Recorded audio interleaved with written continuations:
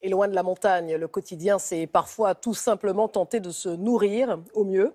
Lors de la Convention citoyenne, cette préoccupation avait d'ailleurs débouché sur une proposition de chèque alimentaire pour les plus modestes. Le gouvernement cherche encore la meilleure formule, mais souhaite lancer le dispositif en septembre prochain. Quelles sont donc à ce jour les pistes envisagées? Agnès Giraud-Carlier et Philippe Maire nous en disent plus.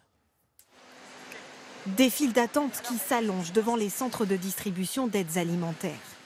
Avec des jeunes, des ménages qui ont de plus en plus de difficultés à bien se nourrir. Le chèque alimentaire voulu par le gouvernement doit répondre à cette situation. Une idée qui séduit les clients de ce supermarché à bas coût, souvent obligés de compter.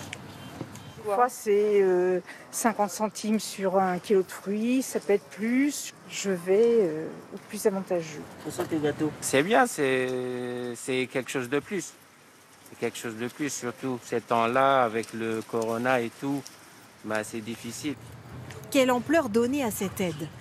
La majorité parlementaire demande un geste fort au gouvernement. Un chèque de 30 à 50 € par mois pour les jeunes et les familles en situation de précarité. Il pourrait concerner jusqu'à 9 millions de personnes. Et une condition, acheter des produits locaux ou bio, en particulier des fruits et légumes. Une mesure qui serait aussi un outil de relance pour l'agriculture française, selon ce député de la majorité. Plus de 85% de cet argent public, il va directement aller vers les agriculteurs de proximité, vers les agriculteurs qui s'engagent dans une agriculture engagée. Ça veut dire qu'on a à la fois un impact économique fort pour nos agriculteurs, un impact social fort pour les familles qui en bénéficient. Reste à trancher le budget alloué à cette aide. La majorité prône un dispositif massif, entre 1,5 et 3 milliards d'euros.